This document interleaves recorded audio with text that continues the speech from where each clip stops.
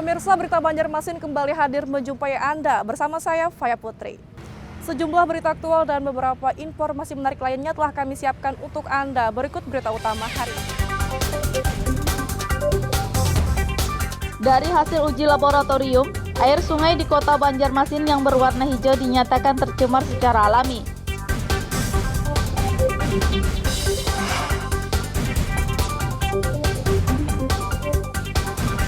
Seluruh sekolah di bawah naungan Dinas Pendidikan Kota Banjarmasin rencananya akan menggelar PTM.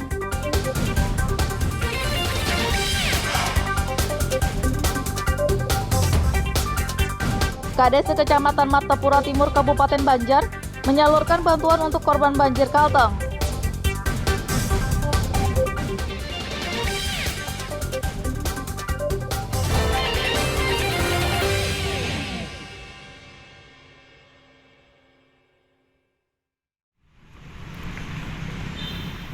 Pada 2 pekan lalu, air sungai Martapura di kota Banjarmasin yang semula berwarna kuning kecoklatan sempat berubah menjadi hijau.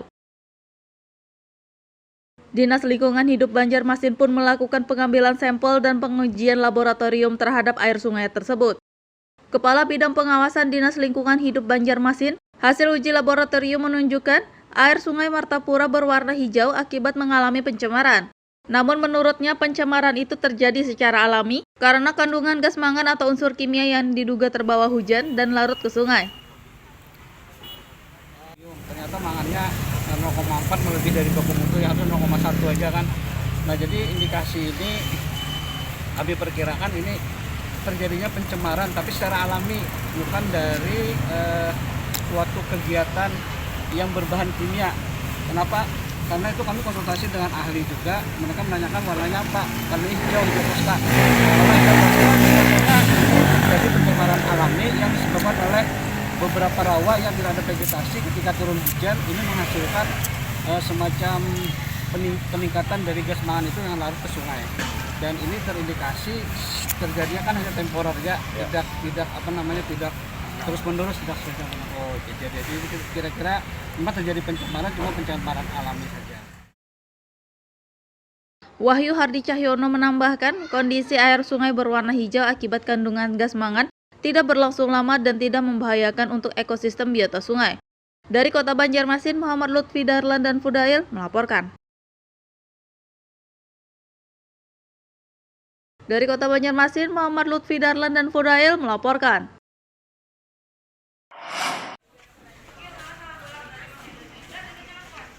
Semua sekolah di bawah naungan Dinas Pendidikan Kota Banjarmasin rencananya akan menggelar kembali pembelajaran tatap muka atau PTM.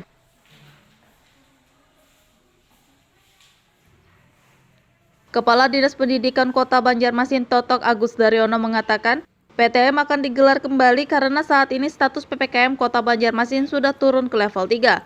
Menurutnya, semua sekolah di bawah naungan Dinas Pendidikan Kota Banjarmasin diperkirakan mulai menggelar kembali PTM pada awal Oktober mendatang. Yang terus setelah itu karena posisi Banjarmasin sudah level 3, ya kita lanjutkan PTM-nya. Insya Allah semua jenjang PTM, karena komitmen dari awal ini memang ketika nanti kita tidak level 4, kita akan melaksanakan PTM. Mulai PAUD, Pak? Mulai PAUD. Udah nggak usah pilih-pilih lagi. Udah lama mengadang di Bapak. Orang tuanya sudah lama untuk ada. Berapa Pak presentasinya Pak untuk yang boleh masuk atau? Kalau ini tadi hampir 100% lah, 95-an lebih lah. Yang hadir loh ya. Cuma yang satu hadir. kelasnya 15. Kan berkenaan juga nanti kan kita masih ada waktu, terutama untuk target capaian vaksinasi siswa. Kami kemarin sih berharap capaian target vaksinasi siswa itu sekitar 70%. Semoga nanti dengan berjalannya waktu ya, akhir Septembernya. Kita targetnya ini sekolah negeri September, nanti Oktober kita sekolah swasta. Totok Agus Daryanto menambahkan, PTM akan digelar dengan metode yang sama seperti sebelumnya, yakni secara terbatas dan menerapkan protokol kesehatan ketat. Dari Kota Banjarmasin, Muhammad Lutfi Darlan dan Fudail melaporkan.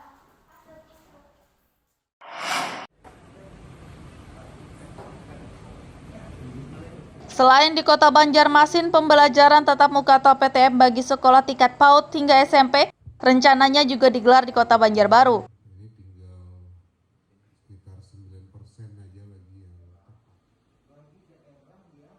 Rencana menggelar kembali PTM tersebut dibahas oleh pemerintah Kota Banjarbaru di ruang tamu utama Wali Kota Banjarbaru pada akhir pekan lalu.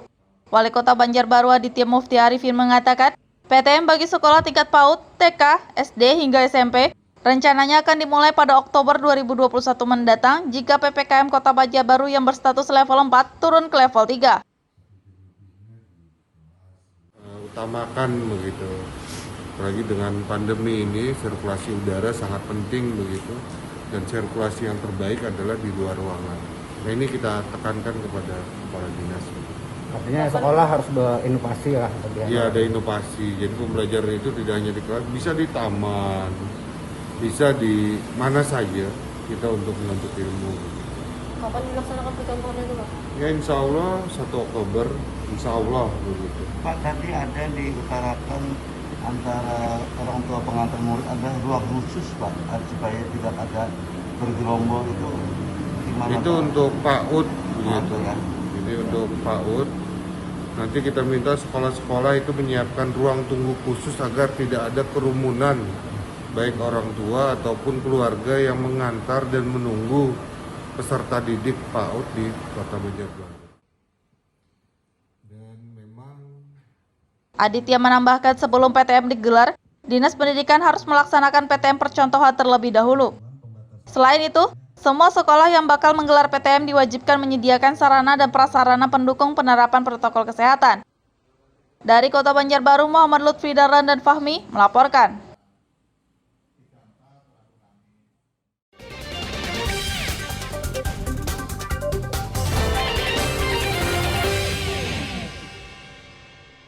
Pemirsa, masih bersama kami dalam Berita Banjarmasin.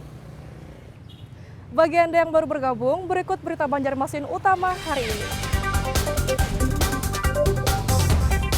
Dari hasil uji laboratorium, air sungai di Kota Banjarmasin yang berwarna hijau dinyatakan tercemar secara alami.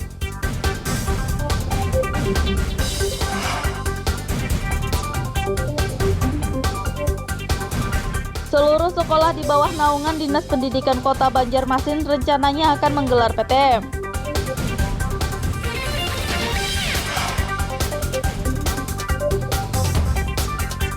Kades Kecamatan Martapura Timur Kabupaten Banjar menyalurkan bantuan untuk korban banjir Kalteng.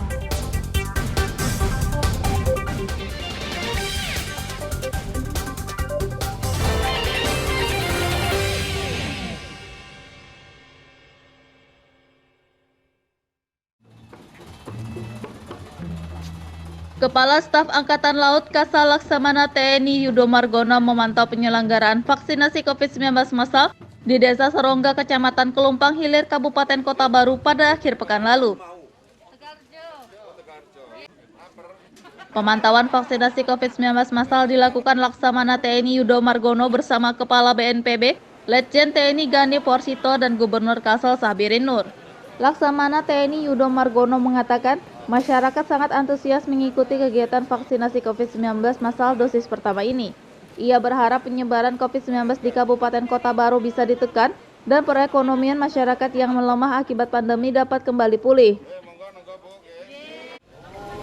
Jadi kita akan melaksanakan vaksinasi vaksin 10.000. Hari ini kita selesaikan nanti sampai bisa 2.000, sehingga 10.000 dalam 4 hari akan kita selesaikan di sini.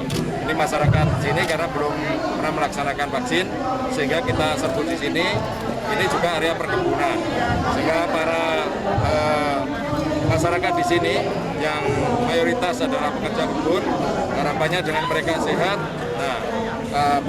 ekonomi segera pulih, khususnya di wilayah Kota Baru ini. Sehingga masyarakat tadi kita lihat bersama, ya antusias masyarakat sangat tinggi untuk vaksin, sehingga mereka sehat semuanya, bisa bekerja kebun dan meningkatkan ekonomi, pemulihan ekonomi nasional dapat tercapai. Sedangkan Kepala BNPB Letjen TNI Gani Porsito menyatakan, ketersediaan vaksin COVID-19 saat ini masih sangat terbatas. Namun menurutnya, Kementerian Kesehatan akan terus berupaya meningkatkan pengadaan vaksin agar distribusi vaksin COVID-19 untuk daerah tetap lancar. Vaksin ini memang sesuai perintah Presiden harus segera kita kejar supaya kita nanti bisa mencapai herd immunity. permasalahan ketersediaan vaksin dari Kementerian Kesehatan terus mengadakan pengadaan dan terus mendistribusikan ke daerah. Memang kalau dihitung dengan kondisi yang sekarang dihadapkan pada kebutuhan memang masih kurang. Tetapi supply dari vaksin itu sendiri akan continue, jadi tidak akan terhenti. Jadi ini pemerintah daerah supaya begitu vaksin tinggal pada level yang sudah tinggal sehari 2 hari agar segera diajukan. Karena di Kemenkes sana sudah diatur bagaimana pendistribusiannya sehingga memastikan stok vaksin ini akan tersedia di daerah-daerah. Dan saya bisa mengingatkan kepada masyarakat dan mengimbau bahwa vaksin dan masker ini adalah proteksi diri kita menghadapi virus COVID-19. Karena virus COVID-19 ini vektornya atau yang membawa itu adalah manusia. Oleh karenanya manusianya yang harus diproteksi. Karena kita tahu hari ini kita di zaman pandemi COVID-19 di mana kita berusaha keras untuk meminimalisir laju cepat perkembangan COVID. Tentu saja berbagai upaya telah kita lakukan. Hari ini adalah upaya vaksinasi yang sudah kita lakukan di mana-mana, dipelopori Bapak Presiden, di Kalsel juga kita telah bergerak dan hari ini sampai menembus ke daerah Kota Baru.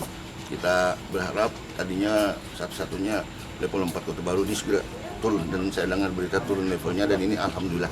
Ini berkat kerjasama, ini berkat gotong royong, ini berkat kesadaran rakyat kita semua bahwa ternyata vaksin itu sangat penting sekali di dalam kita menangkal, mencegah laju perkembangan COVID-19. Ya.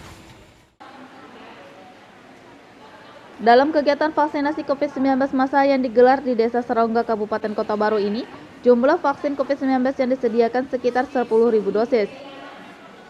Dari Kabupaten Kota Baru, Muhammad Lutfi Darlan dan Fauzi Rahman melaporkan. 721. Kepala Desa sekecamatan Martapura Timur, Kabupaten Banjar menyalurkan bantuan untuk korban banjir di Provinsi Kalimantan Tengah. Bantuan untuk korban banjir Kalteng tersebut disalurkan dengan sejumlah armada yang diberangkatkan dari kantor Kecamatan Martapura Timur pada akhir pekan lalu. Bantuan berupa sembako, peralatan bayi, dan obat-obatan tersebut adalah hasil penggalangan dana yang dilakukan oleh seluruh kepala desa sekecamatan Martapura Timur. Penggalangan dana ini kami laksanakan atas inisiatif dari para pembakal yang ingin berterima kasih juga kepada pemerintah dari Kalimantan Tengah karena pada saat kita kebanjiran mereka juga turut serta membantu kita. Nah ini bukan istilahnya kita membalas lah, artinya memang tugas kemanusiaan yang harus kita laksanakan karena saudara kita di Kalimantan Tengah ini terkena musibah banjir dan jadi mereka bergerak dari masyarakat termasuk pemerintah dari desa juga ikut memberikan bantuan. Akhirnya kurang lebih 44 juta itu terkumpul dan ini kita belikan sembako, obat-obatan, susu dan sebagainya. Camat dan Kepala Desa sekecamatan Martapura Timur berharap bantuan yang disalurkan dapat meringankan beban bagi para korban banjir di Kalteng. Dari Kabupaten Banjar, Muhammad Lutfi Darlan dan Fahmi melaporkan.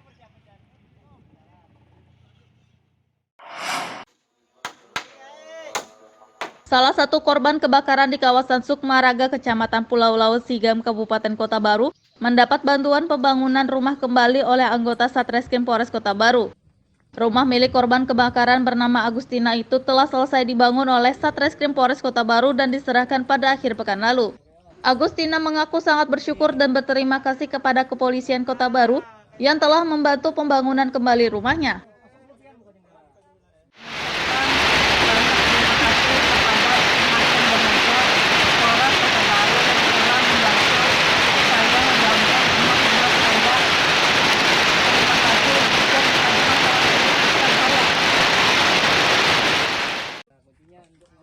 KPO Satreskrim Polres Kota Baru Ibda Kititokan berharap bantuan pembangunan kembali rumah korban kebakaran ini bisa bermanfaat dan meringankan beban si pemilik rumah.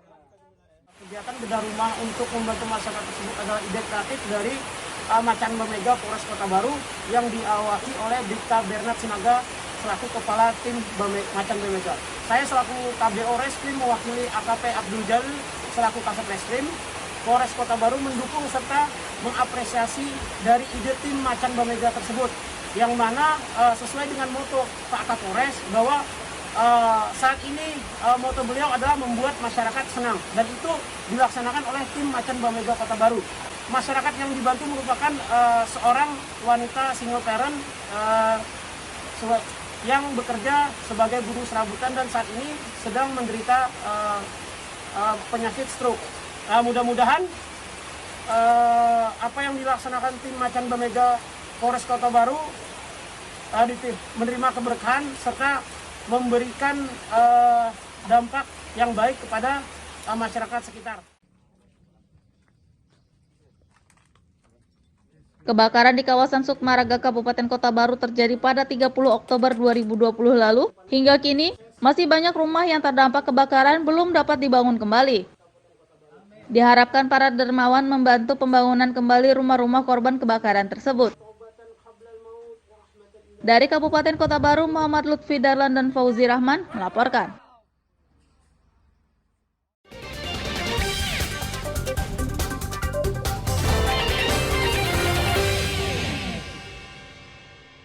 Pemirsa, masih bersama kami dalam Berita Banjarmasin. Bagi Anda yang baru bergabung, berikut Berita Banjarmasin utama hari ini. Dari hasil uji laboratorium, air sungai di Kota Banjarmasin yang berwarna hijau dinyatakan tercemar secara alami.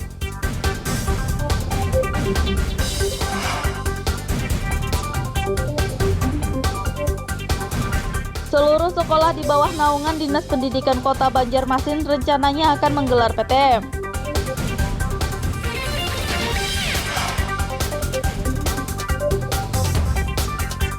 Kades Kecamatan Martapura Timur Kabupaten Banjar menyalurkan bantuan untuk korban banjir Kalteng.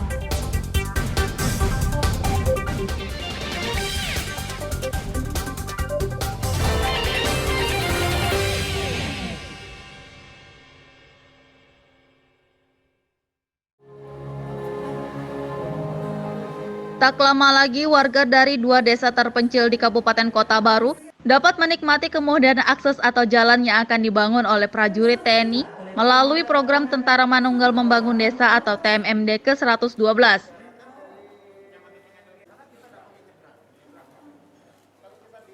Dua desa terpencil di Kabupaten Kota Baru yang menjadi sasaran program TMMD ke-112 adalah Desa Rampa Manunggal di Kecamatan Sampanahan dan Desa Manunggal Baru Kecamatan Sungai Durian. Dan Rem 101 Antasari Brigjen TNI Firmansyah usai membuka secara resmi TMMD ke-112 mengatakan, program TMMD bertujuan untuk membangun masyarakat di desa terpencil agar bisa menikmati sarana dan prasarana yang baik dan memadai. Lokasi yang akan digunakan untuk TMMD memang sangat tepat karena ada beberapa kriteria untuk kita melaksanakan TMMD. Yang pertama tentu daerah yang terpencil, daerah terisolasi, kemudian juga ada daerah perbatasan. Nah, tadi disampaikan jelas sekali daerahnya sangat terpencil sehingga terisolasi, sehingga itu merupakan bagian dari wujud kita dari TNI untuk membantu pemerintah daerah bagaimana kita bisa membuka daerah terisolasi sehingga nanti mereka mempunyai berbagai akses, apakah itu akses jalan, kemudian akses pendidikan, kemudian meningkatkan perekonomian dan sebagainya. Di sisi lain, Sekretaris Daerah Kota Baru Said Ahmad Assegaf menyambut baik kegiatan TMMD ke-112 karena dinilai sangat membantu pemerintah daerah dan bermanfaat bagi masyarakat. Alhamdulillah kita TMMD yang ke-112 yang dicanangkan oleh TNI, kita pemerintah daerah sangat mendukung, sangat menginspirasi yang dilaksanakan oleh TNI di Kabupaten Kota Baru yang manfaatnya sangat luar biasa bagi masyarakat Kota Baru dalam membuka isolasi, meningkatkan sosial budaya dan ekonomi masyarakat. Pemerintah daerah mendukung 100% apa yang dilaksanakan TNI Polri dalam pelaksanaan TMMD di Kabupaten Kota Baru. Demikian. Program TMMD ke-112 Kodim 1004 Kota Baru di Desa Rampa Manunggal dan Desa Manunggal Baru berlangsung hingga 14 Oktober mendatang. Dalam kegiatan ini, prajurit TNI akan memperbaiki jalan dan jembatan merenovasi rumah dan tempat ibadah, serta menggelar sejumlah kegiatan lainnya.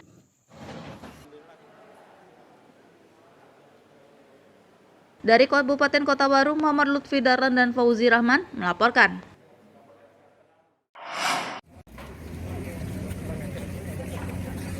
Dewan Perwakilan Rakyat Daerah DPRD Kabupaten Tapin meninjau pembangunan Rumah Sakit Umum Daerah RSUD Datu Sanggul pada akhir pekan lalu.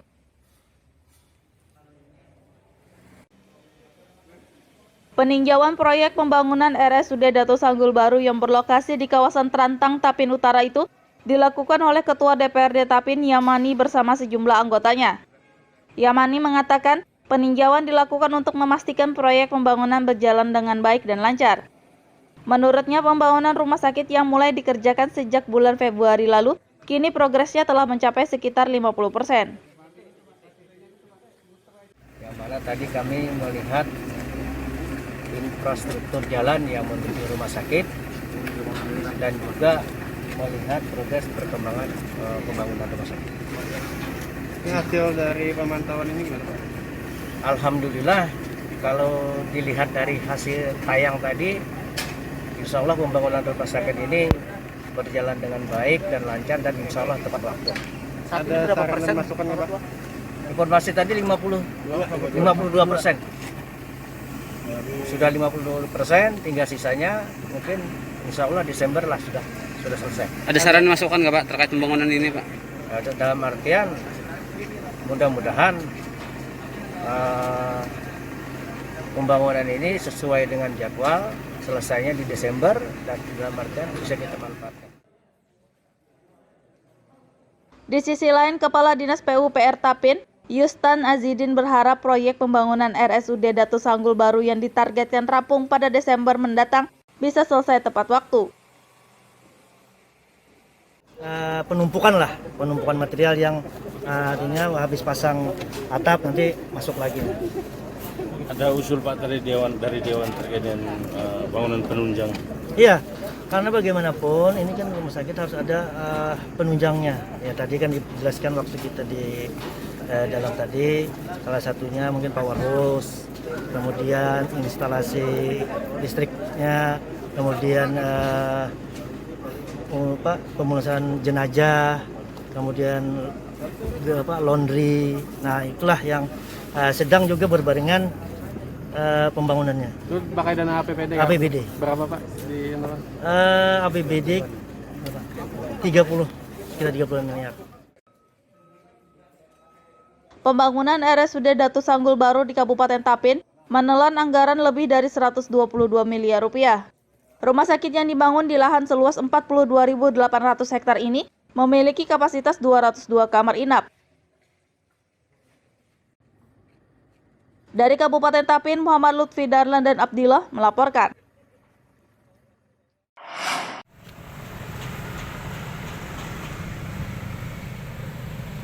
Pelebaran jalan di kawasan Masjid Jami Banjarmasin Utara yang sempat tertunda pada akhir 2020 lalu kini kembali dilanjutkan.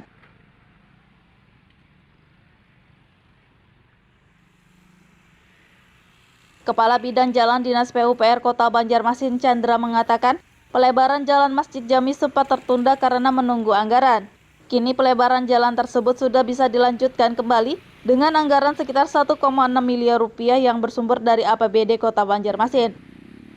Menurutnya, jalan Masjid Jami akan memiliki lebar 12 meter ditambah trotoar kanan dan kiri dengan masing-masing lebar 3 meter.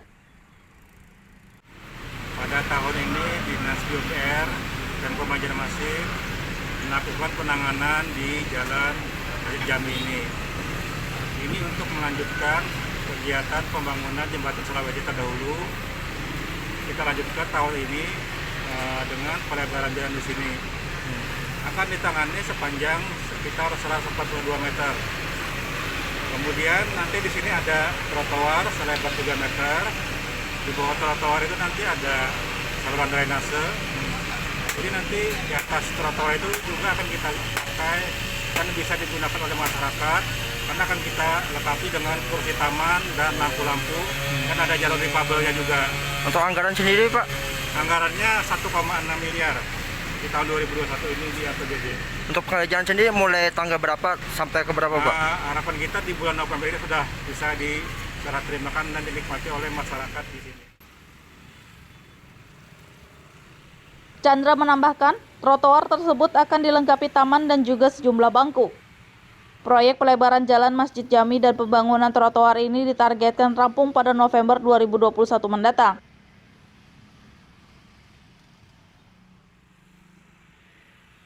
Dari Kota Banjarmasin, Muhammad Lutfi Darlan dan Fudail melaporkan.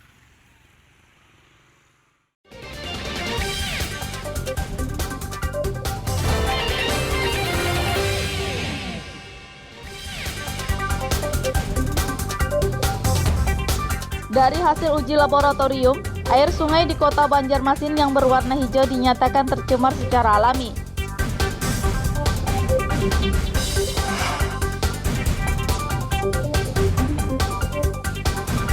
Seluruh sekolah di bawah naungan Dinas Pendidikan Kota Banjarmasin rencananya akan menggelar PTM.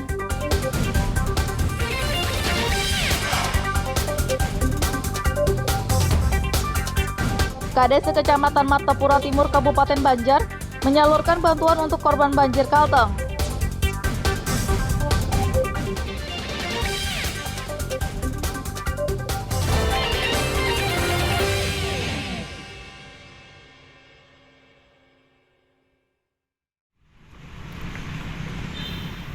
Pada 2 pekan lalu, air sungai Martapura di Kota Banjarmasin yang semula berwarna kuning kecoklatan sempat berubah menjadi hijau.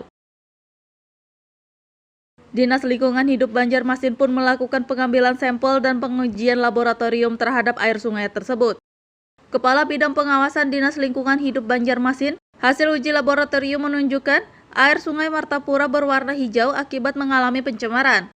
Namun menurutnya pencemaran itu terjadi secara alami karena kandungan gas mangan atau unsur kimia yang diduga terbawa hujan dan larut ke sungai.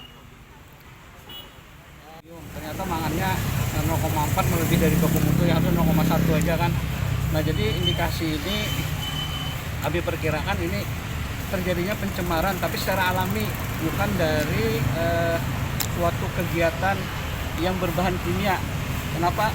Karena itu kami konsultasi dengan ahli juga, mereka menanyakan warnanya apa, warna hijau hijau toska. Warna hijau toska terjadi pencemaran alami yang disebabkan oleh beberapa rawa yang tidak ada vegetasi. Ketika turun hujan ini menghasilkan semacam peningkatan dari gas mangan itu yang larut ke sungai.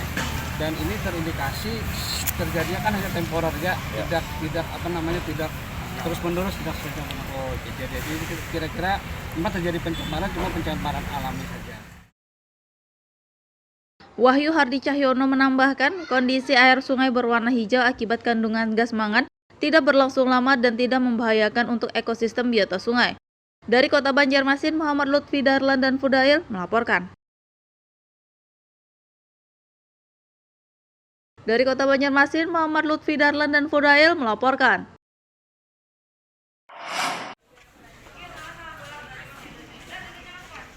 Semua sekolah di bawah naungan Dinas Pendidikan Kota Banjarmasin rencananya akan menggelar kembali pembelajaran tatap muka atau PTM.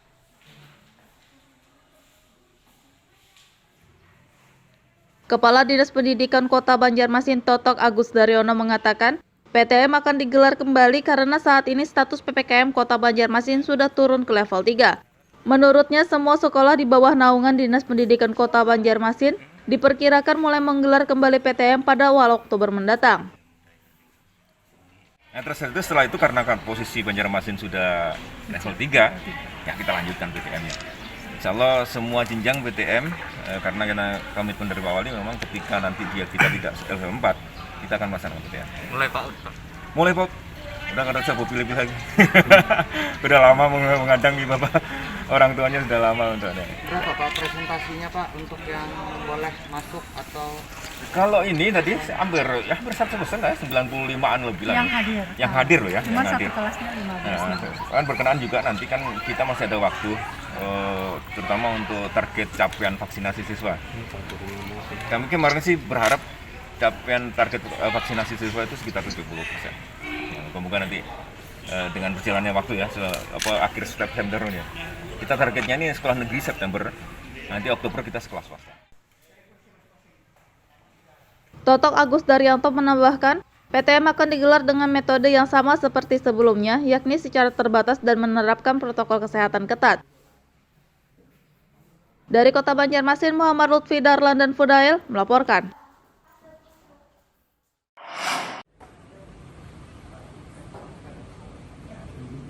Selain di Kota Banjarmasin, pembelajaran tatap muka atau PTM bagi sekolah tingkat PAUD hingga SMP rencananya juga digelar di Kota Banjarbaru.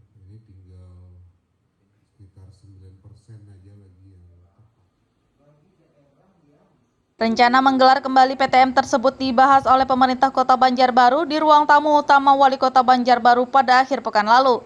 Wali Kota Banjarbaru Aditya Mufti Arifin mengatakan, PTM bagi sekolah tingkat PAUD, TK, SD hingga SMP rencananya akan dimulai pada Oktober 2021 mendatang jika PPKM Kota Banjarbaru yang berstatus level 4 turun ke level 3. Utamakan begitu.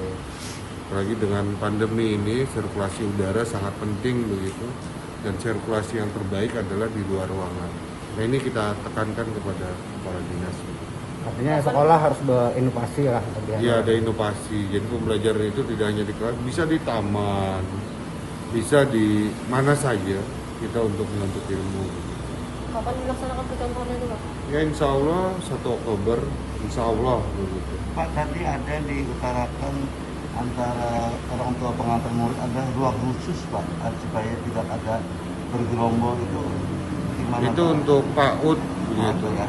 Jadi untuk PAUD nanti kita minta sekolah-sekolah itu menyiapkan ruang tunggu khusus agar tidak ada kerumunan baik orang tua ataupun keluarga yang mengantar dan menunggu peserta didik PAUD di Kota Banjarbaru.